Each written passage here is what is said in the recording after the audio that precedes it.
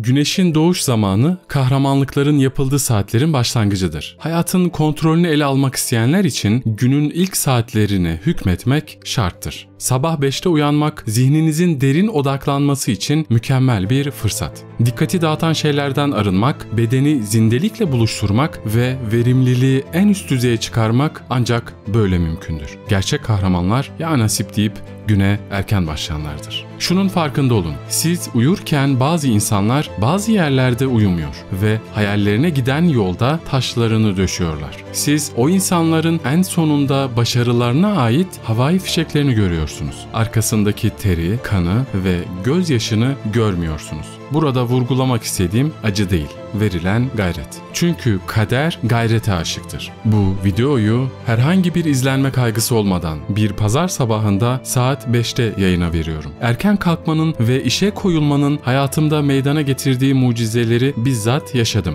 Yaşıyorum. Geç kalkmak hep huzursuz etmiştir zaten beni. Eğer yatak yorgan hasta değilsem 9'da kalktığımı hatırlamam. Erken kalktıysam ve işe koyulduysam o gün en mutlu benimdir. Bazıları gece insanı olabilir. Ancak ben yine de bunu tavsiye etmem. İnsan doğayla uyum içinde olmalı. Güneşle uyanmalı güne. Yıldızlarla dalmalı rüyalara. Üzerine güneş doğmamalı. Bu video bir meydan okumadır. Burada anlatılacakları uygulamanız hayatınızı muazzam ölçüde değiştirecektir. Bizzat hayatımda deneyimlediğim için bu kadar iddialı konuşuyorum. Hani o hep erteledikleriniz var ya, hani sürekli zamanın yetmediğinden dem vuruyordunuz. İşte artık bu mazeretlerin ortadan kalkacağı yer tam da burası. Şimdi öncelikle işin psikolojik tarafını ve verdiği rahatlık hissini tarif etmeliyim. Sabahları erken kalktığınızda bir defa şöyle bir hisle karşılaşıyorsunuz. En azından bende öyle oluyor. Zor görevleri yapmak anlamında kurbağayı yemek tabiri vardır. İşte önce o kurbağayı yemiş oluyorsunuz erken kalktığınızda. Çünkü sabah erken kalkıp istediğiniz şeyi sizin için olmazsa olmazı yapınca günün geri kalanı zaten otomatik olarak hallolmuş oluyor. Günün geri kalanını verimsiz de geçirseniz sabahki çalışmanız sayesinde kendinizi huzursuz hissetmiyorsunuz. Zaten kurbağayı yemişim abi diyorsunuz içinizden. Neden 5'te kalkmanız gerektiğine dair burada anlatılanların bir kısmını biliyor olabilirsiniz. Ancak insan unutur. Dolayısıyla buradakiler tekrar bile olsa farkındalığınız artacağından erken kalkmayı ve hayatınızı değiştirmeyi bu vesileyle başarabilirsiniz. Hepimizin sınırlı zihinsel kapasitesi var. Gün içinde dikkatimiz iş, haberler, sosyal medya ve insanlarla etkileşim gibi birçok şeye gidiyor. Bütün bunlar beynimizin bant genişliğini tüketiyor. Öğle yemeğinden sonra ise zaten iptal oluyoruz. Sabah 5'te kalkmakla beynimiz yüksek değerli bir etkinliğe odaklanmak için altın bir fırsata sahip olur. Sabah 5'te huzurlu bir başlangıç yaptığınızda beynin rasyonel düşünceyi yöneten prefrontal korteksi geçici olarak kapanır. Böylece olayları analiz etme, strese girme ve endişelenme eğiliminiz azalır. Aynı zamanda şafağın huzuru dopamin ve serotonin üretimini artırır. Sonuç mu?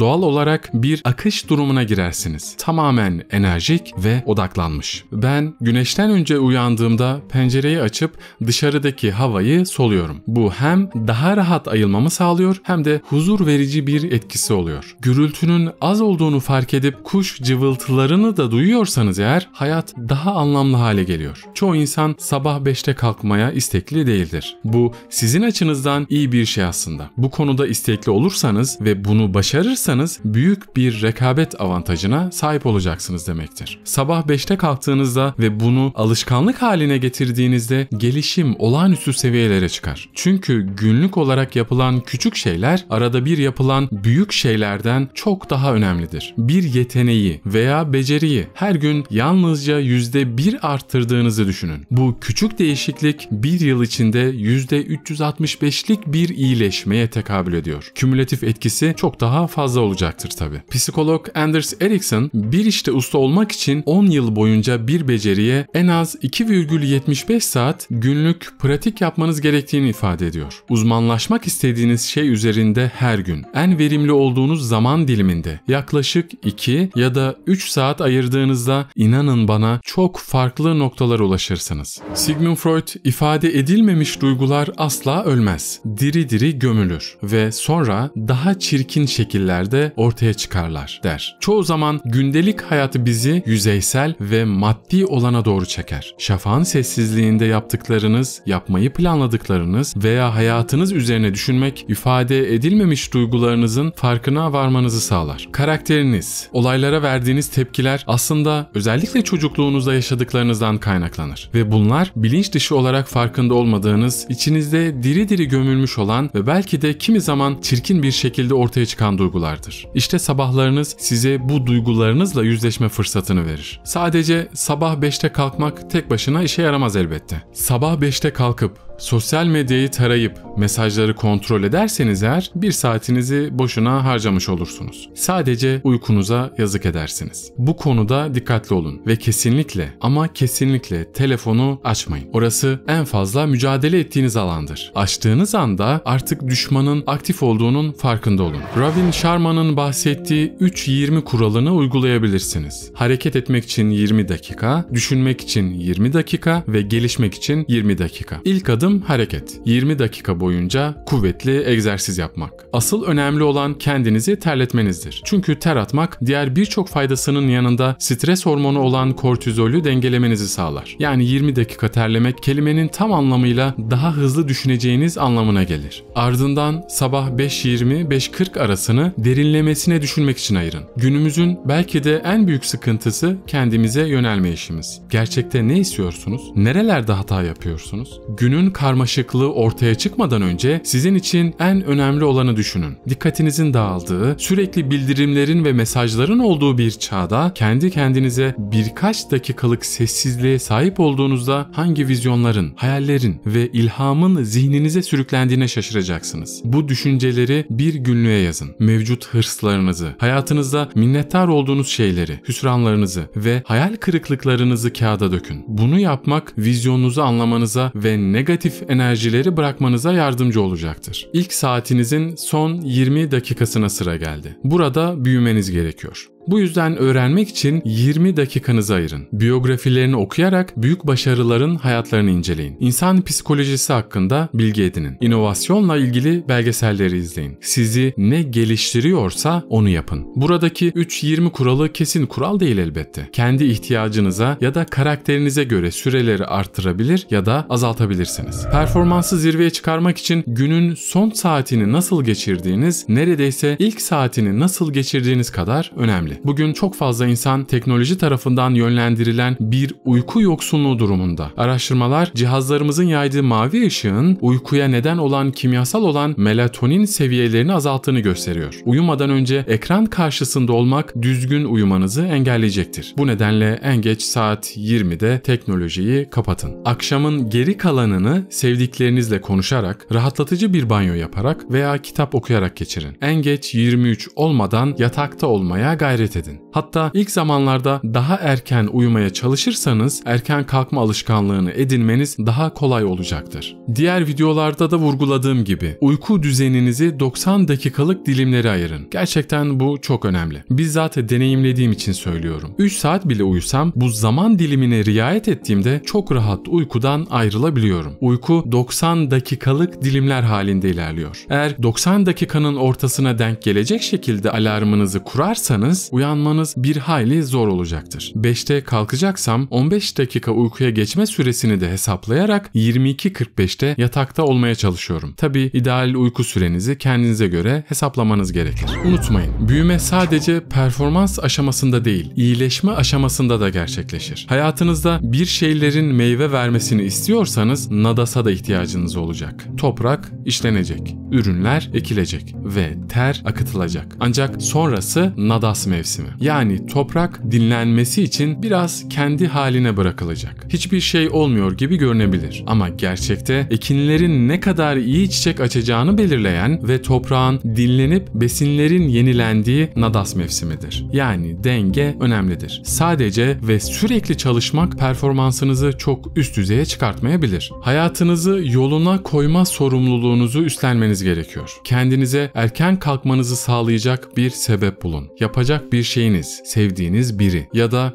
dört gözle bekleyecek bir şeyleri olan insanlar çalar saate bile ihtiyaç duymazlar aslında. Çünkü onların başlamak için sebepleri olur. Kolay olanı yaptığınızda hayatınızın daha da zorlaşacağından emin olun. Fakat zor olanı yaparsanız hayatınız daha da kolaylaşacaktır. Bu saatlerde ne kadar başarılı olacağınızı hayal edin. Eğer gerçekten bunu başarabilirseniz yaklaşan sınavınıza çalışabilirsiniz. 100 sayfalık bir kitabı çok rahat bitirebilirsiniz. Tam antrenman yapabilir, istediğiniz şeye zaman ayırabilirsiniz. En önemlisi kendinize zaman ayırabilirsiniz.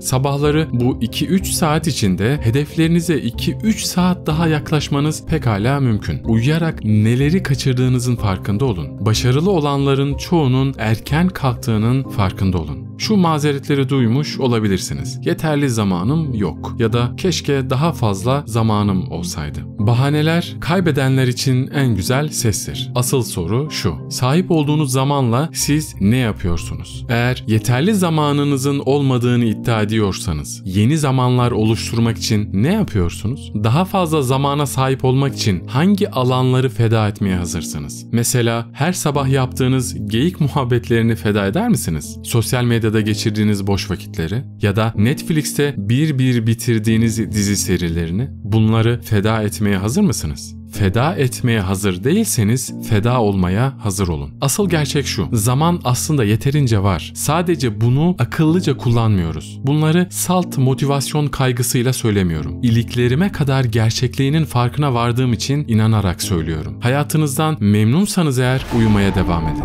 10 yıl sonra yaşamınızda değişecek hiçbir şey olmayacak. Unutmayın, değerli olan her şey çaba gerektirir. Sabahın körü değil, sabahın hayrı sizin olsun.